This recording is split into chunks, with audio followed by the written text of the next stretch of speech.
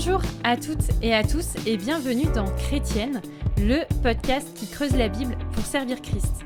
Je suis Aurélie Bricot et je suis ravie de vous accueillir pour ce 99e épisode de Chrétienne en compagnie de ma fidèle co-animatrice Angie Velasquez-Thornton et de notre ami blogueur sur toutpoursagloire.com, Samuel Laurent, qui est pasteur et psychologue dans le nord-est de la France, disons-le comme ça. Bonjour madame, bonjour monsieur. Bonjour. Bonjour Aurélie. Alors, est-ce que le soleil brille au Québec? Ah, il fait tellement beau. Je m'émerveille chaque matin pendant cette époque de l'année parce que on voit vraiment le cycle de vie de façon extraordinaire que je n'ai pas connu quand j'ai grandi en Californie. Je prenais pour acquis que la mort est une partie des saisons, parce qu'en Californie, il fait beau 365 jours de l'année, mais ici, vraiment, la mort s'installe pendant 6 mois. Et maintenant, c'est que la vie et tout est vert et magnifique. Et non, c'est extraordinaire. Et chez vous? Alors, je suspecte Samuel, alors pour ceux qui nous écoutent que en audio, d'avoir fait, tu sais, comme ils font dans les films, ou quand ils tournent sur des tournages télé, tu sais, ils mettent des spots derrière les fenêtres pour faire genre qu'ils filment dans un moment où il y a un soleil de dingue, parce que il fait tellement moche dans le sud de la France en ce moment que voilà. Mais je suis contente que le soleil soit un petit peu chez vous. C'est assez rare. Ouais, en tout cas, nous, dans notre région, on a quand même de la pluie et du froid d'une manière générale. Et c'est vrai qu'on apprécie effectivement ce soleil radieux qui m'a forcé à mettre mes rideaux tellement il est lumineux. Oh là là, Effectivement, on s'en réjouit, quoi. Ouais, c'est excellent. avant que la France se mette à brûler durant l'été, quoi. Ouais, c'est Là, vrai il ça. fait beau, mais il fait bon. Donc, ça va. Bon, avec la quantité d'eau qu'il y a en Haute-Loire, peut-être que vous pourrez venir vous réfugier dans Ouais. notre région. Excellent. Alors aujourd'hui, on va rentrer un peu dans une discussion où on a fait appel aux compétences et à l'expertise de notre psy le plus célèbre de France pour réfléchir à la question de l'être humain. Qu'est-ce qu'un être humain et de parler un petit peu d'anthropologie biblique. Et pour commencer un peu cette discussion, j'avais à cœur de vous partager 4 passages bibliques. Le premier qui se trouve en Genèse 1, 26 et 27, qui dit « Puis Dieu dit, faisons l'homme à notre image, à notre ressemblance, qu'il domine sur les poissons de la mer, sur les oiseaux du ciel, sur le bétail, sur toute la terre, et sur tous les reptiles qui rampent sur la terre. Dieu créa l'homme à son image, il le créa à l'image de Dieu, il créa l'homme et la femme. » Un peu plus loin, en Genèse 6, 3, il est dit « L'homme n'est que chair ». En Proverbe 20, 27, nous lisons que l'esprit de l'homme est une lampe que l'Éternel a donnée et qui sonde les profondeurs de l'être. Et en Jean 11, 35, nous lisons l'un des versets communément appelé le verset le plus court de la Bible, Jésus pleura. Ces 4 passages ont été sélectionnés, on aurait pu en prendre plein d'autres, mais notamment pour montrer que la Bible nous dépeint l'être humain, homme et femme, comme créé à l'image de Dieu, fait de chair et d'os, animé par un esprit vivant avec une foultitude d'émotions, capable de vivre des relations, mais aussi une personnalité et une nature impactée par le péché, par les maladies, par le vieillissement et toute autre chose. Donc la question à $1000, Sam, comment est-ce que tu définirais ce qu'est un être humain d'une manière globale? Ouais, c'est toujours la question $1 million qui a beaucoup fait parler les philosophes et aujourd'hui aussi, et aujourd'hui les scientifiques et les psychologues. parce qu'on s'intéresse beaucoup à ça, y compris dans le milieu séculier. Mais nous, ce qui nous intéresse, c'est voilà, comment est-ce que Dieu définit l'être humain dans sa parole, et comment est-ce qu'il nous a créés.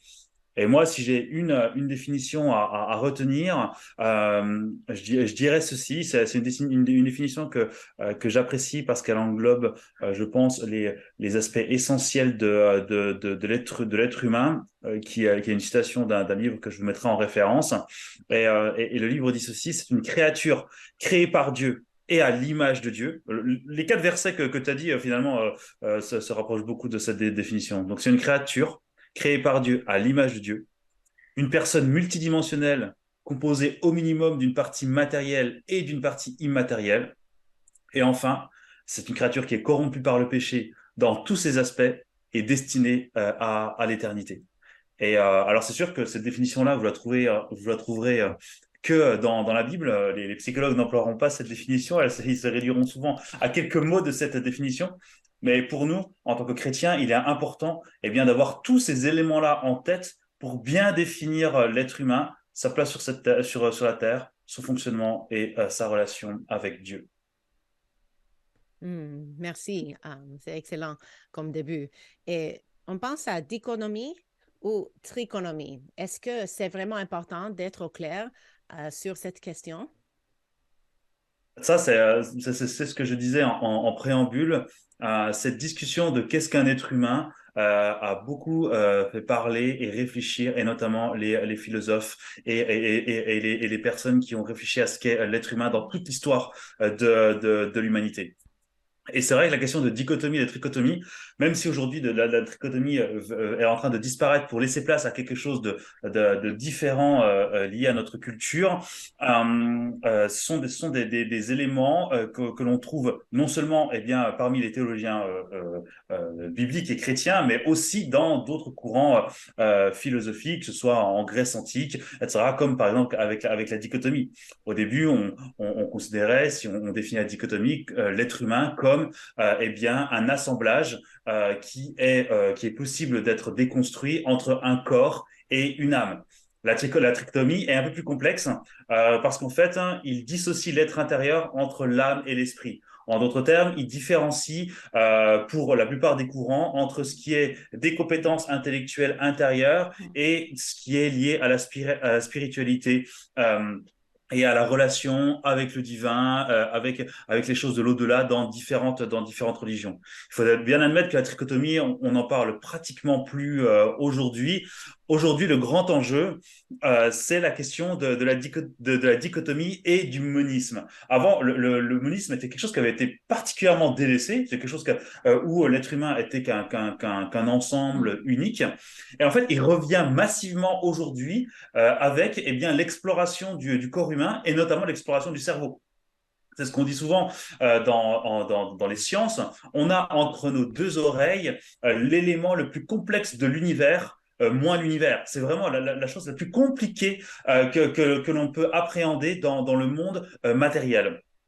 Et du coup, depuis les années 50, avec l'arrivée notamment de l'exploration par imagerie du fonctionnement du cerveau, beaucoup de courants scientifiques se sont dit, non, en fait, on est notre cerveau. Finalement, on n'est qu'un agrégat d'atomes et de molécules. Ça explique nos comportements humains et on va aller dans ce sens-là. Et donc, en fait, le gros enjeu par rapport à la composition de l'être humain, c'est de se dire, est-ce que l'âme existe? Est-ce que l'âme, comme partie immatérielle, existe? Et la deuxième question sous-jacente, c'est de se dire, à quoi sert l'âme, du coup? Puisque aujourd'hui, on comprend un peu mieux ce qu'est le corps humain. On se dit, finalement, est-ce que l'âme, a lieu d'exister? Ou alors, est-ce que c'est ni plus ni moins, à l'époque, qu'une espèce d'image que l'on proposait pour représenter ce qu'est le cerveau. Et même dans les milieux chrétiens, la question en fait est très ouverte sur le fait, est-ce qu'on est un seul corps avec la partie immatérielle qu'on pourrait appeler l'information, ou alors est-ce qu'on a bien une partie immatérielle à part entière par rapport à notre corps? la question, toutes les questions de doctrine ont une importance. Aujourd'hui, dans le milieu chrétien, comment dire, le principal enjeu, c'est de se dire, ben, si on répond à si on va dans l'une ou l'autre direction, finalement, qu'est-ce que ça a comme implication dans notre vie chrétienne, dans la question du salut en Jésus-Christ et par rapport à l'au-delà. On a tendance quand même en France à rester sur ce qu'on appelle une dichotomie plutôt holistique, dans le sens où le corps et l'âme font partie intégrante de l'être humain et que l'être humain ne peut être complet qu'avec sa partie matérielle et immatérielle. Mais ce qu'on appelle le monisme non réductionniste, à savoir le corps plus l'émergence immatérielle de ce que produit le corps, avec des articles que j'ai pu lire, et notamment aux États-Unis avec certains courants, bah, ils ont quand même des arguments qui sont pas, qui doivent aussi être pris en compte dans nos réflexions. C'est fascinant et je pense au fait que récemment, j'ai su de plein de livres qui sortent sur l'embodiment, le fait de vivre dans notre corps en tant que chrétien, parce qu'on a négligé cet aspect de notre être matériel et de comment ça joue un rôle avec notre être spirituel. Je pense au livre de Greg Allison sur le sujet, ou Sam Allberry a sorti un livre récemment aussi. Donc, comment est-ce que cette synergie entre l'âme et le corps dans le domaine théologique se manifeste dans ton expérience? Ouais.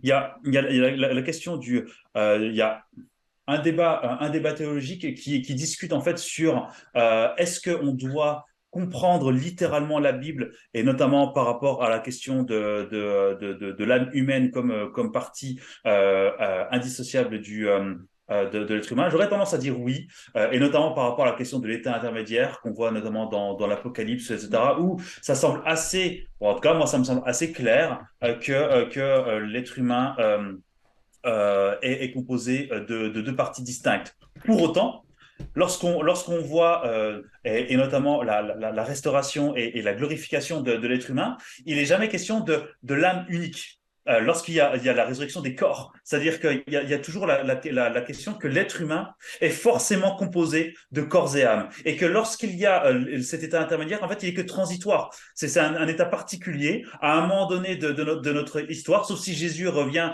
de notre vivant, que les êtres humains vont vivre, mais en fait, c'est pas l'état normal de l'être humain. Pour nous, et comme tu l'as dit, je pense qu'il y a des implications fortes, notamment dans une résurgence dans les milieux chrétiens de la spiritualité à outrance, où, comme tu le disais, on avait tendance à négliger le corps. Comme dans certaines philosophies ou comme dans certains courants religieux, où le corps est quelque chose de négligeable, de mauvais, etc. Et il faut s'en débarrasser le plus possible. Il faut s'en détacher le plus possible. Or, la Bible ne dit pas du tout ça. Or, on voit bien que Dieu met une importance particulière à la question du corps humain, que c'est une partie intégrante de l'être humain, et on le voit notamment lors de la restauration et de la glorification, qui sera restauré, qu'on aura un nouveau corps physique de chair. Au paradis, on ne sera pas juste une petite âme flottante dans les airs. On aura un corps physique. Je l'aurais tendance à dire pas si différent que celui que l'on a aujourd'hui, parce que je suis plutôt continuationniste. Mais du coup, pour notre vie sur Terre aujourd'hui, on voit que cette question-là est importante pour prendre en considération d'une manière équilibrée tant les questions qui sont liées à notre corps physique que aux questions spirituelles. Mais là où j'aimerais apporter une précision, c'est que, comment dire, ce qui est lié à notre corps est aussi spirituel, la manière dont on se nourrit, la manière dont on traite notre corps également. Il ne faudrait pas non plus dire que tout ce qui est lié à notre corps n'est que matériel, parce que nos comportements ont des vertus morales, disent quelque chose de notre vision du monde et de notre obéissance à Dieu. Mais l'enjeu aujourd'hui, eh bien, c'est d'avoir un apport équilibré en fait entre ce qui est immatériel et matériel, chose que l'on avait négligée pendant un certain temps et qui revient aujourd'hui, comme tu dis, avec certains auteurs, bon, principalement anglophones, qui traitent de ce sujet d'une manière vraiment intéressante. Excellent. on a quand même beaucoup de passages dans le Nouveau Testament où Paul même parle du corps. Donc, soit il y a des versets qui ont été un peu mis de côté, mais voilà, je pense à la manière dont il assujettissait son corps, il se disciplinait aussi dans ce domaine-là. Et pour l'expérimenter personnellement, c'est vrai que tout ce qui est même du domaine du sport, ça nous aide à vivre mentalement différemment. On est beaucoup plus résilient et même en termes de concentration, ça aide aussi pas mal de choses à ce niveau-là. Comment le monisme arrive à résoudre la question de la mort du corps? Du coup, l'âme, elle devient quoi quand le corps meurt? En fait, pour eux, dans ce que j'ai lu, euh, il laisse un peu de côté l'état intermédiaire en se disant, ben voilà, c'est soit Jean qui a vu ça ou etc. Et en fait, il voit vraiment le corps comme le réceptacle de ce qui est immatériel chez l'être humain. C'est des trucs un peu de geek, hein, mais c'est comme dans la question de la physique. Euh, dans la physique rationnelle, il y a le monde matériel et en fait, il y a quelque chose qui s'échappe de l'univers, ce qu'on dépense et ce qu'ils appellent l'information. Pour l'univers visible, il est composé de l'univers matériel et autour de tout ce qui est information que l'on a généré, certes qui est perdu, mais qui quand même existe d'un point de vue immatériel. Et ben c'est exactement la même chose. On va dire alors il y a deux choses. Il y a soit le monisme radical, mais clairement qui moi je pense est hérétique parce que il met vraiment de côté la partie immatérielle de l'être humain. Et ça me semble assez inconcevable bibliquement. Enfin, je veux dire, il devrait enlever trop de morceaux de la Bible pour ça. Par contre, il y a ce qu'on appelle donc le monisme non réductionniste ou non radical, qui lui, en fait, accepte que le corps, en fait, que c'est le corps qui produit l'aspect immatériel de l'être humain. Sauf que aujourd'hui, on a quand même des découvertes scientifiques, notamment au niveau des pensées, etc., qui, à mon sens, diminuent les arguments du monisme. Un truc tout bête. Là, ces dernières années, 2019, 2021, on a fait en fait des études sur les pensées de l'être humain. Et en fait, on met des électrodes sur la tête des gens, et notamment, c'était pour des personnes qui étaient amputées des bras ou des mains, et on leur demandait de penser ou d'imaginer en train d'écrire quelque chose. Et on a élaboré un logiciel qui permettait de traduire nos pensées.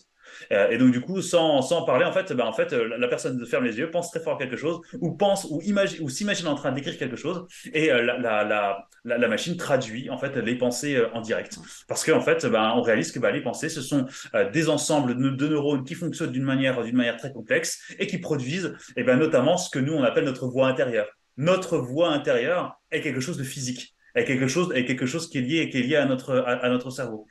Et du coup, dans le monisme radical, dans le monisme non réductionniste, il y a cette idée que cette chose-là, en fait, elle serait pas palpable, entre guillemets, ou non mesurable, or elle l'est. Et du coup, là, il faut qu'il nous donne d'autres arguments pour se dire que, en fait, il y a encore plus que cela. Et c'est là où d'autres, du coup, rejoignent les scientifiques par rapport à la question de la causalité de nos comportements. On pourrait résumer nos émotions, par exemple, par un simple influx nerveux lié à une interprétation de notre corps, un stimuli visuel, etc. Okay. On pourrait aussi le compléter par le ressenti, c'est-à-dire que notre corps va réagir, accélération du rythme cardiaque, on va commencer à transpirer, etc. Mais en fait, ça, c'est l'émotion qui est liée à une interprétation, mais ça ne répond pas du coup à la manière dont on ressent l'émotion. C'est en psychologie c'est la traduction française et c'est marrant, c'est ce qu'on appelle le problème difficile de la conscience. C'est vraiment le terme scientifique qu'on utilise. Hein. C'est le problème difficile de la conscience. Parce qu'en fait, la conscience, c'est pas seulement percevoir quelque chose, c'est aussi la perception de la perception. Et ça se met en plusieurs couches. Et cette métacognition-là, qui est notamment pour certaines strates propres à l'être humain, même les scientifiques admettent, et les scientifiques honnêtes admettent que c'est quand même difficile à mesurer aujourd'hui. et qu'on a beau avoir beaucoup d'éléments, et même si aujourd'hui on a une vague de neurosciences où on explique tout par les neurones, par les parties de votre cerveau qui s'allument, machin, etc. En vrai, si on est honnête, dans les laboratoires de psycho, etc., on n'en est pas du tout, on n'en est pas du tout à là.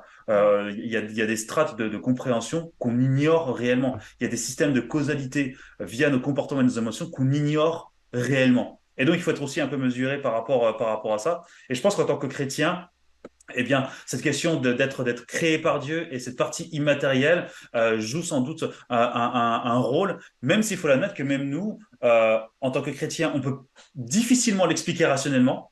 En tout cas, je ne m'aventurerai pas à le faire. Et au final, c'est pas si important que ça d'expliquer de A à Z le phénomène de nos comportements et de nos émotions. Hmm. Il y a peut-être une volonté de maîtriser. En tout cas, c'est rassurant peut-être de savoir que les origines de notre malaise, entre guillemets, sont matérielles et donc on peut concrètement agir dessus. Mais en tout cas, l'être humain ne va peut-être pas si bien que ça, d'une manière générale. En tout cas, il paraît qu'entre 2020 et 2021, les consultations auprès d'un psychologue auraient augmenté de 102% en France. J'ai pas cherché les statistiques au-delà de l'Atlantique.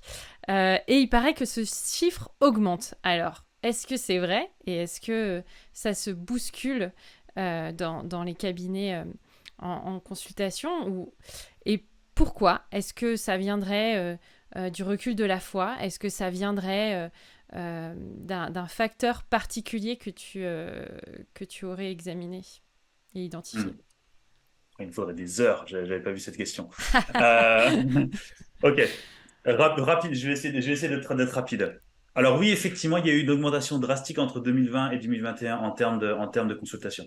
Ce chiffre, je pense, est plutôt faux parce qu'en fait, il prend en compte, en fait, on n'avait pas de statistiques avant. Ok. Ou des statistiques très diffuses, enfin, voilà, avec des méthodes où c'était pas possible d'être fiable par rapport à ça. Par contre, ce qui a émergé fort, c'est tout ce qui est prise de rendez-vous en ligne et deux consultations par visioconférence. Et ce qui est sûr, c'est que les chiffres ont augmenté. Le chiffre qui, à mon avis, nous permet d'évaluer à peu près le taux d'augmentation, c'est entre 2021 et 2022. Où là, je crois, de mémoire, il y a eu 23 ou 26% d'augmentation. Et ce qui me semble, du coup, beaucoup plus rationnel, en tout cas de ce que je peux, moi, observer. Mais quoi qu'il en soit, c'est quand même une augmentation absolument substantielle. On ne peut pas on peut pas le nier. Et ta question par rapport au recul de la foi, elle est intéressante. Une statistique, c'est que je crois que c'est la même année, entre 2020 et 2021. Regardez, de toute façon, les chiffres, ils sont sur Internet, c'est des chiffres officiels. Chiffre officiel de la Miviludes. La Miviludes, c'est l'organisme en France qui détecte les sectes, qui repère. Et en fait, et je crois que c'est entre 2020 et 2021 ou 2019-2020, mais le Covid, c'est quand? C'était 2020? Eh ben, c'est Oui. entre 2020 et 2021, du coup. Il y a eu une augmentation de 30% des signalements à la Miviludes. Mais ce qui est très intéressant, c'est qu'en fait, les 30% n'étaient pas liés aux religions classiques, mais étaient en fait des signalements en lien avec tout ce qui est coach de vie, tout ce qui était méthode miraculeuse. Tu veux guérir de ton cancer? Pas de problème, arrête ta chimiothérapie, bouffe des graines de chia et jeûne 3 semaines par mois et tu verras, ça va bien aller. Ce genre de choses. Et du coup, et du coup on voit que l'être humain, et notamment dans cette période-là, a vécu une période où les crises existentielles étaient propices. Ça ne veut pas dire qu'il n'y a pas de crise existentielle ailleurs, mais que les différents moments d'incertitude qu'on a vécu, notamment avec le Covid, avec la guerre, avec l'énergie, avec la nourriture, etc., fait que ça pose des questions aux êtres humains. Lorsqu'on ronronne dans notre vie quotidienne, c'est pas là où on a les questions les plus philosophiques de nos vies. Okay. Par contre, lorsqu'on a des problèmes, lorsqu'on passe par des temps difficiles, etc., c'est là en fait où on appuie sur le bouton pause et où on réfléchit, comme Job a pu réfléchir sur sa vie. Et effectivement, les questions existentielles jusqu'au 19e siècle étaient en grande partie résolues par la religion et la foi. Religion et foi d'ailleurs d'un certain nombre d'autres religions que la foi chrétienne. En tout cas, en France, c'était principalement la foi chrétienne. Et en fait, on arrive au XXe siècle. On arrive, et notamment avec ce monde postmoderniste et ce monde post-vérité, où on arrive à un éclatement des normes sociales et des normes de fonctionnement, où on te dit et où on dit à nos enfants, ben écoute, en fait, tu peux être ce que tu veux, et en fait, ta vérité fait office de vérité dans le monde, et les autres, en plus, doivent s'adapter, en fait, à ta vérité. Alors, cette question d'autodétermination dans la culture, a effectivement des conséquences délétères par rapport à ça. Mais la conséquence aussi que l'on voit, et c'est là aussi où il y a eu une explosion de plus de 40%, et c'est là aussi dans les mêmes périodes, notamment dans les consultations pour enfants et adolescents, c'est qu'en fait, ce monde post-vérité eh bien, propose un monde où il n'y a où il y a de moins en moins de repères pour les jeunes et par extension aussi par les adultes. Et bah, l'être humain a besoin d'un cadre. L'être humain a besoin d'un cadre de fonctionnement. Il a besoin de comprendre en fait quelles sont les limites, quelles sont les choses à faire ou à ne pas faire, etc. Bien sûr, il est pécheur, donc il va transgresser les lois, mais il a besoin intrinsèquement de quelque chose qui lui permet de se repérer et de fonctionner dans son existence. Sans ça, il explose, l'être humain. Il peut pas vivre sans ça. Et aujourd'hui, avec toutes les remises en cause qu'il y a eu, autant d'un point de vue global et mondial que d'un point de vue sociétal et culturel, fait que l'être humain en tout cas aujourd'hui, passe par une période de crise existentielle extrêmement importante et qui fait que nous, les psychologues, on aura du travail jusqu'à la fin de notre existence sans aucun doute, vu les chiffres qui ne cessent d'augmenter. Et effectivement, je pense que, et notamment pour nous en tant que chrétiens, on a un vrai témoignage et une opportunité, sans vouloir dire sans vouloir mettre l'évangélisation d'un point de vue rationnel, mais où on a de bonnes accroches avec aujourd'hui le monde et les personnes qui nous entourent, parce que, et c'est ce que j'observe aussi, on vit les choses d'une manière différente, parce que nous, nos repères, malgré tout ce qui se passe autour de nous, un, ne changent pas, et deux, eh ben, sont écrits dans la Bible.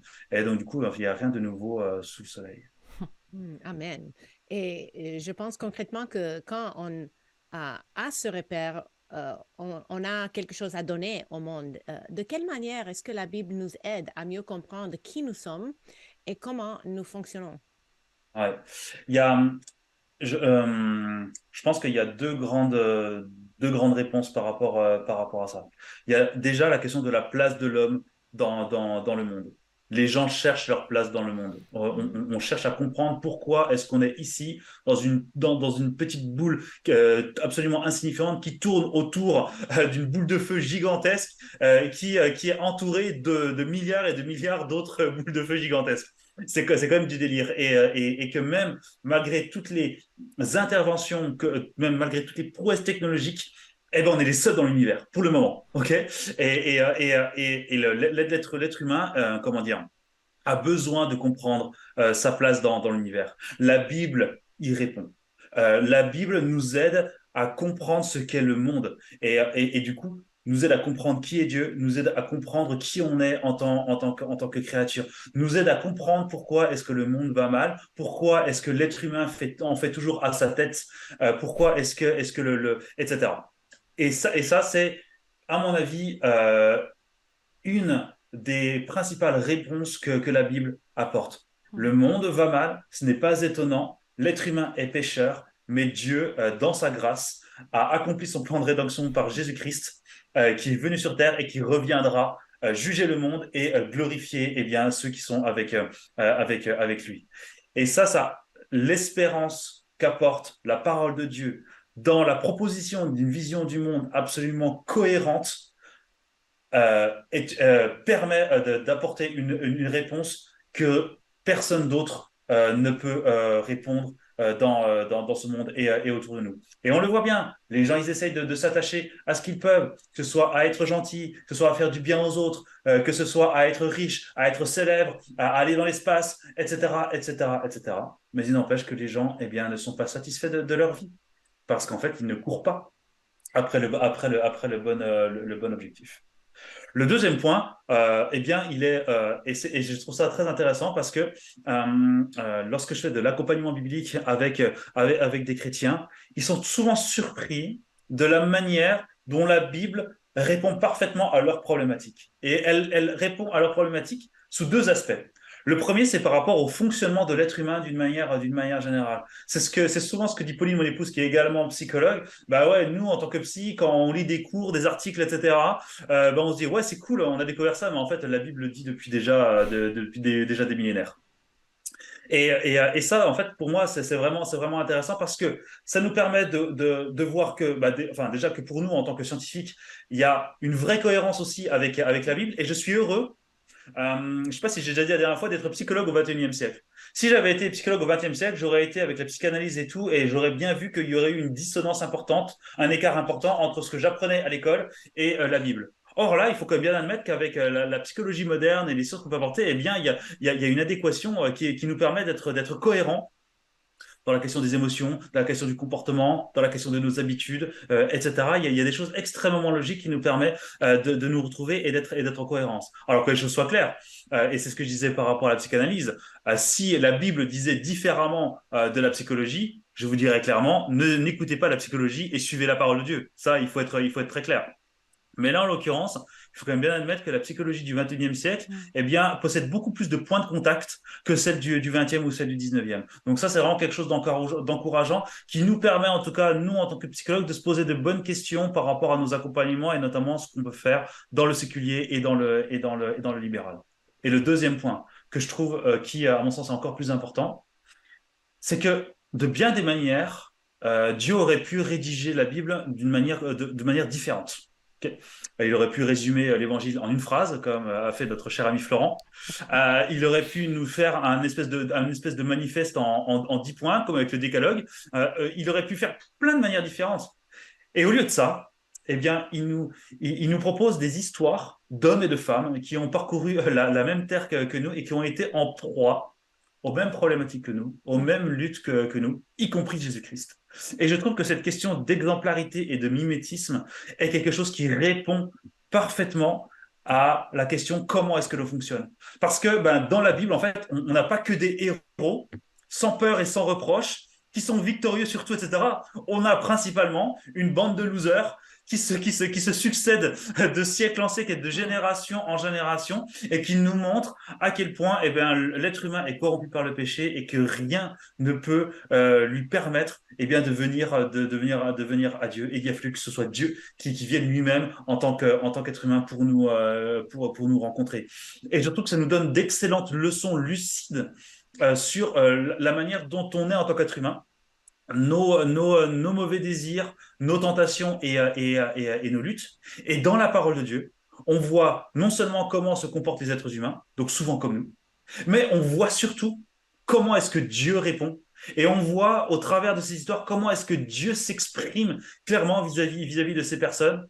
Et très souvent, on voit que Dieu est souvent moins sévère que ce qu'on imagine et où beaucoup plus bienveillant et miséricordieux que ce qu'on pourrait imaginer. Et je trouve que ça, encore une fois, que c'est Dieu la star du fil rouge de la Bible. Mais du coup, ça nous apprend énormément sur notre rapport à Dieu et sur notre fonctionnement. Et cela nous permet vraiment d'appuyer nos encouragements et nos conseils sur des choses que Dieu, dans sa souveraineté, nous donne de lire aujourd'hui au XXIe siècle. Pardon. Excellent. Excellent. Ça fait bien réfléchir tout ça. Bon, j'ai un problème psychologique. Il faut que tu m'aides. Vas-y. Parce que... C'est gratos. Ouais, c'est gratos. C'est excellent. En plus, personne nous écoute. C'est génial. C'est ça. Parce que quand on fait un peu d'introspection comme ça, là, sur les profondeurs de l'être humain, c'est quand qu'on s'arrête avant de déprimer ou après avoir fini de déprimer? Parce que je trouve que dans l'introspection, il y a quand même... il n'y a pas grand-chose de bon à l'intérieur de nous. Ou alors, j'ai un problème de vision. Et c'est un ophtalmo qu'il faut que j'aille plutôt voir. Mais donc, quel est le but que poursuit en quelque sorte l'anthropologie biblique? Est-ce que c'est le bien-être personnel? Est-ce que c'est de s'enfler de qui on est ou de maîtriser un peu mieux qui nous sommes? Ou est-ce que c'est juste déprimé ou c'est mon côté peut-être défaitiste? Avant que Samuel ne réponde, j'aimerais seulement mentionner que l'introspection excessive peut-être caractérise certaines personnes et le manque d'introspection caractérise d'autres. Donc, moi, je n'ai pas l'habitude de me perdre dans l'introspection et j'en ai besoin d'un peu plus. Tandis que peut-être ton caractère un peu plus, je ne sais pas, mélancolique, te fait te perdre dans ces pensées qui te rendent déprimé. Donc, je pense qu'il y a peut-être un équilibre et Samuel va nous dire plus. C'est une double consultation comme un vieux couple, vas-y. C'est ça. C'est intéressant. C'est peut-être la différence entre le continent nord-américain et la France. Mais c'est vrai, et on voit des différences culturelles quand même assez importantes dans parfois l'engouement, le dynamisme, ou alors nous les Français caractérisés par soit notre dépression, ce qui est d'ailleurs un faux mythe, puisqu'on n'est pas les plus gros consommateurs d'antidépresseurs. On n'est plus que 5e maintenant dans le rang mondial, donc on perd des places. Ou alors dans notre côté râleur. Je pense qu'en étant lucide sur nous-mêmes, comme Paul peut être lucide sur lui dans l'épître aux Romains, on pourrait facilement, effectivement, sombrer dans une espèce de mélancolie lucide où on se dit, bah, effectivement, l'être humain, il est vraiment pourri et on vaut pas grand-chose. Est-ce que c'est faux? Non, c'est pas faux. Est-ce que c'est excessif? Probablement. Je pense que notre vision de l'être humain doit être alignée avec celle de Dieu. Et Dieu est très lucide par rapport à notre péché. Il a par ailleurs parfois été très sévère. Et on le voit dans l'éternité que le jugement va diviser l'humanité seulement entre 2 catégories. Il n'y aura pas d'autres catégories.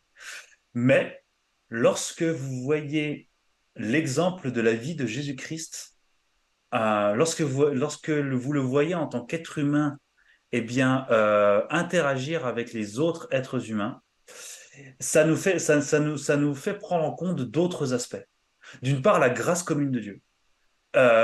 Oui, l'homme est pécheur, mais il a été créé à l'image de Dieu, et même s'il a été complètement corrompu par le péché, il reste quand même à l'image de Dieu.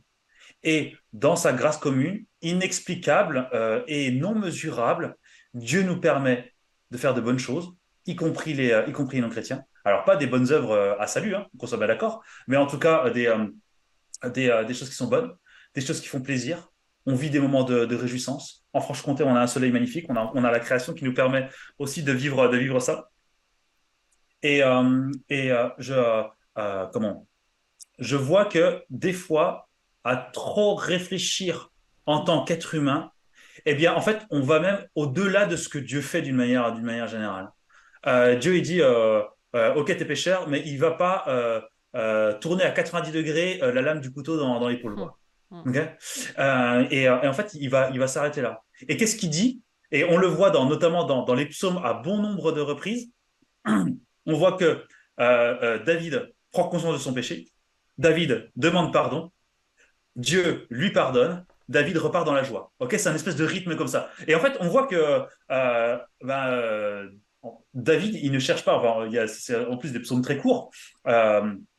Où David ne cherche pas à se lamenter et à se flageller, etc., pour expier lui-même son péché. Mais en fait, il fait ce qu'il doit faire, à savoir se repentir de son péché et se détourner de sa mauvaise voie. Et en fait, Dieu nous demande de faire la même chose. C'est-à-dire que oui, il est bon de réfléchir par rapport à notre péché. Mais si on ne réfléchit à notre péché que pour se dire « Oh mon Dieu, qu'est-ce que l'on est mauvais et vivement le paradis », eh bien, je pense qu'on fait erreur sur la manière dont Dieu nous encourage à vivre cette vie sur terre. Oui, le paradis, ça va être l'extase totale. Ça va être vraiment, ce sera cette vie sans péché, on va juste kiffer tous les jours. Mais Dieu nous demande aussi Un, de prendre plaisir aux bienfaits de cette terre malgré le péché. Et deux, eh bien, de sanctifier notre vie, de grandir en maturité et de toujours mieux lui obéir et porter du fruit. Mais pour pouvoir faire ça, il faut quand même avoir un minimum d'espérance, quoi. Parce qu'à un moment donné, si t'arrives à prendre 4 ou 5 médocs pour essayer d'oublier tout ça avec une bouteille de whisky, ce qui peut arriver assez facilement lorsqu'on est dans un profond désespoir, eh bien, c'est ni plus ni moins que pécher à outrance. Et je pense que d'une certaine manière, en étant honnête, euh, que ce soit par rapport à trop d'introspection ou à pas assez d'introspection, on peut d'une certaine manière pécher contre Dieu parce qu'on dépense du temps et de l'énergie et parfois de l'argent à réfléchir à des choses où en fait Dieu ne nous demande pas de réfléchir. Dieu nous demande de nous repentir et Dieu nous demande de grandir.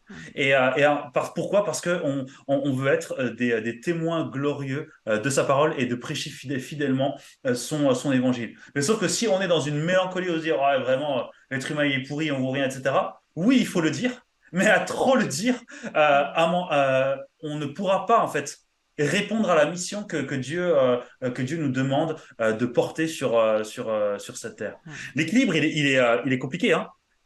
L'équilibre, il est, je pense, différent suivant les personnes, mais il doit quand même être là. Ok. Alors, notre podcast, c'est Creuser la Bible pour servir Christ. Comment tu penses que notre compréhension de qui nous sommes et de comment nous fonctionnons nous aide à être plus efficace et plus des super-héros losers pour servir Christ dans là où il nous a placés. Ouais, super. Une des questions qui revient très régulièrement, et qui revient vers moi, c'est est-ce que l'anxiété est un péché? Si je reformule, c'est est-ce que nos émotions sont des péchés? Et je trouve que cette question, elle est très intéressante. On ne va pas y répondre aujourd'hui. De toute façon, il y a plein de ressources, notamment surtout pour sa gloire. Mais en fait, on voit bien que pour beaucoup de personnes, eh bien, en fait, ils ne savent pas qui ils sont. Ils ne savent pas ce que c'est qu'une émotion. Ils ne savent pas ce que c'est qu'un comportement, leur pensée, etc. Ils ne savent pas jusqu'à quel point le péché les affecte ou pas. En fait, il y a une méconnaissance de leur fonctionnement. Et en fait, c'est comme toute machine. Si à un moment donné, on ne sait pas comment fonctionne une machine, ben, on ne pourra pas la réparer ou la faire fonctionner. Mais c'est là où les machines s'arrêtent pour nous. Mais surtout pour nous, du coup, ben, on ne va pas savoir comment obéir à Dieu. Si on n'arrive pas à qualifier ce qu'est de l'ordre du péché ou non, de ce qu'est de notre nature pécheresse ou non, qu'est-ce qu'un péché de commission, etc., eh bien, on a ce manque de repères fait que, bah, du coup, soit on sera hyper proactif, c'est les deux comportements que je rencontre le plus souvent, soit on va être hyper proactif dans le contrôle, dans la maîtrise, et donc de verser dans une sorte de légalisme. On va essayer de tout cadrer, où on va essayer d'annihiler toute émotion possible pour être le plus carré possible et pécher le moins possible. Ok. Ou alors l'inverse, on se dit ouais, olé quoi. Nos émotions c'est comme ça, on vit avec ça, donc on va ressentir tout ce qu'on va ressentir, on va être influencé par nos émotions. De toute façon, et là on va un peu plus loin, mais c'est juste la porte d'à côté. Nos émotions ont été envoyées par Dieu, et donc du coup c'est des signes, et donc du coup on va interpréter ces choses-là. Et là aussi c'est une méconnaissance en fait de ce qu'est l'émotion. Euh, je euh, je donnez-moi quelques moyens et je pourrais vous faire vivre une telle onction du Saint-Esprit que vous en pleurerez de joie. Parce qu'il suffit de quelques éléments de contexte pour, à un moment donné, susciter de bonnes émotions. Mais c'est pas parce qu'on vit ces bonnes émotions que forcément elles sont liées soit à quelque chose que directement créé et provoqué par Dieu, et ou qu'elles sont bonnes. La joie d'une manière intrinsèque, ça peut être une joie liée à Dieu, mais comme une joie liée à un péché. Et il ne faudrait pas non plus surestimer notre interprétation de nos émotions. Et c'est pour ça que l'anthropologie biblique, la compréhension de ce qu'est l'être humain, est, à mon sens, la base indispensable pour être clair par rapport à nos propres fruits et notre propre maturité, mais aussi par extension pour bien conseiller les gens et bien les accompagner dans leur détresse et dans leur questionnement. Combien de personnes sont accablées parce qu'ils vivent telle ou telle émotion? Alors qu'en réalité, ils devraient plutôt s'attacher aux mauvais désirs, à leurs motivations liées à leur cœur, que à leurs émotions en tant que telles. Mais les émotions, c'est plus simple parce qu'on les ressent directement. Elles sont palpables, elles sont identifiables, on n'a pas besoin de beaucoup creuser. Et du coup, eh bien, on peut faire une interface avec la Bible pour dire oui, non, peut-être. Alors que il faudrait plutôt mieux comprendre ce qu'est une émotion, comment ça fonctionne par rapport à nos comportements, nos pensées et ce que l'on est, pour ensuite eh bien, mieux accompagner, conseiller et mieux vivre notre vie de chrétien. Mm. Et c'est extrêmement encourageant. C'est pas compliqué à faire. On le fait souvent en accompagnement, mais on voit à quel point, lorsqu'on propose eh bien, une lecture du fonctionnement de l'être humain, combien est-ce que les personnes sont soulagées Mm. et combien est-ce qu'on enlève des poids sur les épaules des gens qui s'écroulent sous la culpabilité de certaines choses. Et c'est dramatique. Et je n'en veux pas aux pasteurs et aux églises, mais c'est juste que d'une manière générale, bah, on n'enseigne pas ça Mm. aux gens. On n'enseigne pas ça en institut biblique ou en fac de théologie. Et du coup, c'est dommage. Parce qu'aujourd'hui, il y a un manque, alors en francophonie, mais je suppose aussi dans le monde anglophone, terrible Mm. par rapport à cette bonne compréhension de l'être humain. Si on comprend comment l'être humain fonctionne, alors on aura de bien meilleures armes pour pouvoir grandir en maturité et se sanctifier les uns les autres. Mm. Excellent. Ça fait 3 fois que je dois dire excellent. Ainsi soit-il. Ouais, c'est le moment d'en parler, je pense. Si vous avez envie d'aller plus loin sur ces questions et d'être un peu plus outillé sur le fonctionnement de l'être humain, il y a une formation qui vient de naître et il y a un camp qui va se dérouler à Teen Ranch à la Toussaint 2023 entre le 29 octobre et le 4 novembre, et Sam sera accompagné de sa chère et tendre psychologue préférée pour justement nous enseigner et nous conduire dans les méandres et le labyrinthe profond de l'être humain. On vous mettra le lien dans le descriptif, mais c'est l'occasion de prendre le temps de se former et pour être un peu plus efficace dans notre service. Avant de se quitter, brièvement, est-ce que tu as des références de livres à nous conseiller sur le sujet? Ouais. Alors, sur le sujet et par extension, un livre de geek, d'accord? Euh, c'est L'âme et le cerveau, qui est un collectif de Lydia Jaeger, je crois, et qui Ok. résume la première partie de nos échanges par rapport à monisme, dichotomie, trichotomie, etc. Il y en a un qui vient de sortir aussi, c'est Ne suis-je que mon Mm. cerveau, qui présente des éléments un peu plus actuels. Celui-là est quand même très scientifique. Alors que l'autre, il est plus accessible parce que il y a notamment Blocher et un autre philosophe qui apporte, on va dire, d'autres éléments peut-être plus abordables. Ne suis-ce que mon cerveau, ça aurait beaucoup de références scientifiques, etc. Mais voilà, si vous voulez aller plus loin par rapport à cette question, c'est deux livres qui me semblent équilibrés sur la question et dans lesquels moi je me retrouve à bien des égards. Et un autre, alors celui-là est un peu plus original. J'ai réfléchi à me dire quel livre est-ce que je pourrais vous apporter. C'est le livre, alors je crois qu'il est traduit en français celui-là maintenant. You Are What You Love de James K. Smith. Je crois qu'il est traduit en français. Euh, c'est un livre qui parle de la liturgie de nos vies et de voir combien est-ce qu'on est des êtres qui façonnent des habitudes, des conditionnements, etc. Or, en psychologie moderne, on est vraiment là-dessus, on est vraiment là-dessus par rapport au fonctionnement de l'être humain. Combien est-ce que nos habitudes, même les plus petites, en fait, ont une influence Mm. sur nous dans la manière dont on fait émerger les choses à la conscience, mais aussi dit des choses sur notre rapport à Dieu, sur notre rapport à la foi, etc. Et donc, c'est vraiment un super livre que moi je conseille souvent et qui, à mon avis, est vraiment une référence. Je pense que le gars a pas forcément voulu faire un livre de psycho, et tant mieux. Mais d'un point de vue théologique et dans la sanctification et dans notre vie de disciple, je trouve que c'est vraiment un livre extraordinaire pour comprendre en fait un des éléments fondamentaux du fonctionnement de l'être humain. Et si jamais le livre est trop compliqué pour vous, bah, venez au camp de formation Teen Ranch et on vous expliquera ça en détail et pendant plusieurs heures pour que vous soyez mieux équipés. Youpi ouf. Trop bien. Merci beaucoup, Sam, d'être venu répondre à toutes nos questions.